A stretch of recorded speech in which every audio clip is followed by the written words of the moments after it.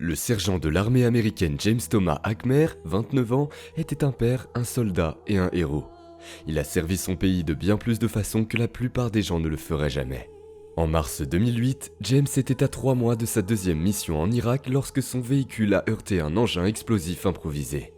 L'attaque lui a infligé plusieurs blessures, dont la perte de ses 2 jambes. Il a survécu, a guéri et s'est battu pour revenir à la vie. Mais tout a changé le 8 juillet 2011, lorsqu'il a été violemment éjecté des montagnes russes Ride of Steel, hautes de 208 pieds au parc à thème de Darien Lake, dans le nord de l'État de New York. En ce jour malheureux, il est mort sur le coup.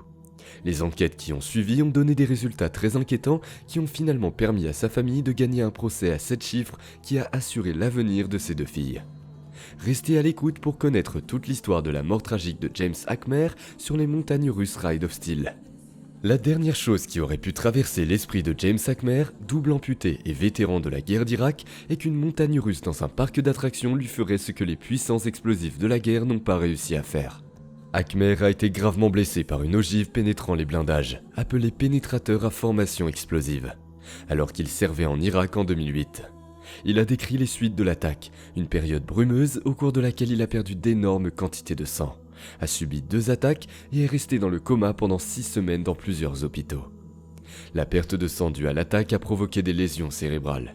Par la suite, il a dû réapprendre à manger et à parler. Il a dit une fois dans une interview « J'ai dû réapprendre toutes mes compétences de base ». Après être finalement rentré chez lui, il a découvert que ses parents avaient construit des rampes autour de la maison et qu'ils essayaient de le mettre à l'aise. Il a souvent admis qu'il ne se sentait plus jamais normal. James était un homme bon. Il était également marié à un camarade de son unité, le sergent Alicia Ackmer, qui était enceinte de leur 2e fille lorsque son véhicule a été touché en Irak. Dans les mois qui ont précédé l'incident des montagnes russes, James fréquentait le Walter Reed Army Center à Washington DC. Il était très enthousiaste à l'idée qu'on ait trouvé un moyen de lui redonner l'impression d'avoir des jambes grâce à de nouvelles prothèses.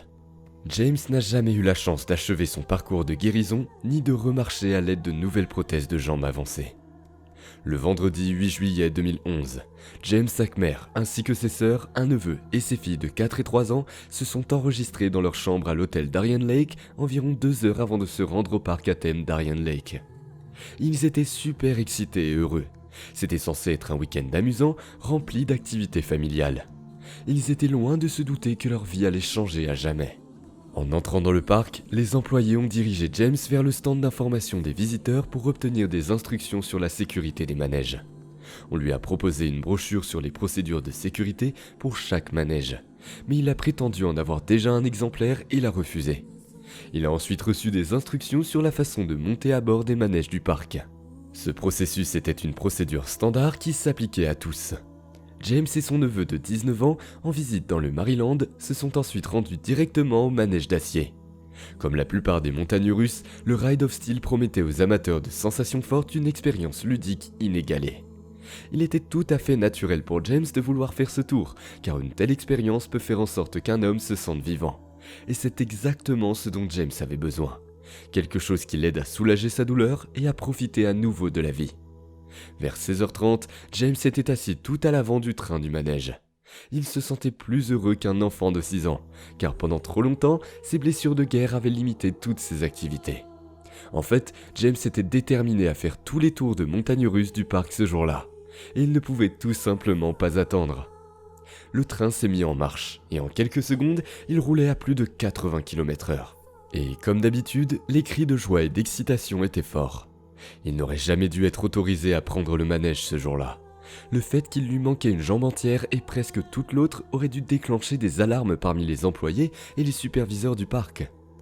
Les opérateurs du manège d'acier auraient dû tout simplement lui refuser l'entrée par crainte pour sa sécurité, et parce que, comme il s'est avéré par la suite, c'est une chose qui est clairement mentionnée dans le manuel de sécurité du manège.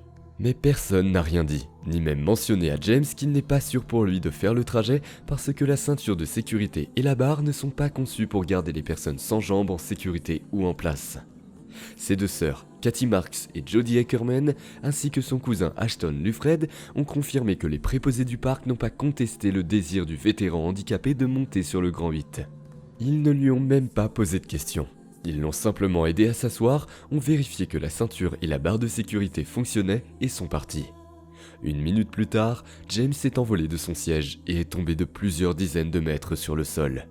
Il est mort instantanément. Pourquoi n'a-t-il pas été autorisé à faire le tour? Après tout, les personnes sans jambes ne sont pas autorisées à faire les deux autres montagnes russes voisines, le motocoaster et le Predator. Même les personnes dont la taille est inférieure à 54 pouces ne sont pas autorisées à monter sur les montagnes russes et sur de nombreux autres manèges. Mais James a fait le tour comme si personne ne connaissait les règles. Ce qui était censé assurer sa sécurité et sa place dans le train du manège, où les passagers sont maintenus par une barre qui s'appuie sur leurs jambes, James n'avait pas de jambes. Le Ride of Steel n'était tout simplement pas sûr, même si toutes les règles étaient respectées. Certains pensent que les accidents précédents ont prouvé qu'il y avait un défaut dans la conception de son système de retenue. Selon des journalistes d'investigation, en 2004, un homme de 55 ans atteint d'une paralysie cérébrale est mort en tombant d'une montagne russe Superman Ride of Steel dans un parc d'attractions Six Flags, à Agawam, Massachusetts. Ce manège a la même conception que celui de Darien Lake. Les enquêteurs ont reproché à l'opérateur de ne pas avoir vérifié les dispositifs de retenue. En 1999, un passager est tombé de son siège sur le grand vide de Darien Lake et s'est cassé plusieurs côtes. Les enquêteurs ont conclu par la suite que la barre de retenue abdominale n'avait pas été poussée suffisamment loin pour se verrouiller correctement, en raison de la grande taille de l'homme. Selon les enquêteurs, alors que le manège franchissait une colline du côté est, le chapeau de Hackermer s'est envolé de sa tête. Il a essayé de l'attraper, mais a été immédiatement éjecté de son siège. Cependant, cela n'explique pas pourquoi ces dispositifs de sécurité n'ont pas réussi à le maintenir en sécurité. Et il n'y a toujours pas d'explication sur la raison pour laquelle les opérateurs ont permis à Hacmer de monter à bord du Ride of Steel en premier lieu. Les enquêteurs ont conclu que le matériel de formation de l'opérateur du manège et du manège répondait aux exigences du fabricant. Cependant, il y avait de nombreux problèmes liés à la capacité des employés à comprendre ce matériel de formation et les questions de sécurité. Les enquêteurs disaient littéralement que les travailleurs ne comprenaient pas bien les règles énoncées dans les manuels. Cela a soulevé une énorme question. Le parc ne devrait-il pas s'assurer que ses employés sont suffisamment compétents et passent des examens de sécurité? Le manuel de formation, ainsi que les règles affichées à l'entrée et à la sortie du Ride of Steel, stipulent explicitement qu'une personne doit avoir 2 jambes pour monter à bord du coaster, car le manège n'est pas équipé de harnais de sécurité, mais uniquement d'une barre en T et de ceintures de sécurité. 3 des préposés au manège ont confirmé dans leur déclaration à la police qu'ils avaient vu Hacmer monter dans le manège, se faire hisser sur son siège par son neveu et qu'ils avaient remarqué qu'il lui manquait les 2 jambes.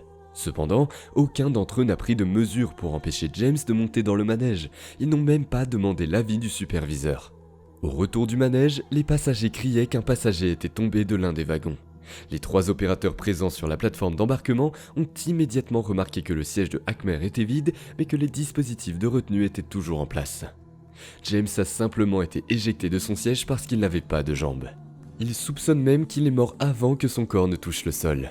Car au moment où il a été éjecté de son siège, sa tête a heurté violemment l'avant du train, ce qui l'a tué sur le coup. Ce qui est encore plus troublant dans tout cet incident, c'est que James Hacmer mesurait 47 pouces sur le côté gauche et 39 pouces sur le côté droit. Et il y a une marque à l'entrée pour attraper ceux qui mesurent moins de 54 pouces et les empêcher de prendre le manège. James est mort parce que les propriétaires et la direction du parc n'ont pas formé correctement leurs employés sur la façon de respecter les règles de sécurité pour les clients. Merci d'avoir regardé. Assurez-vous d'aimer, de partager, de vous abonner et d'appuyer sur le bouton de cloche pour être informé chaque fois que nous téléchargeons une nouvelle vidéo qui vous emmènera au cœur des scènes et des mystères de certains des incidents, accidents, catastrophes et événements paranormaux les plus terrifiants du monde entier.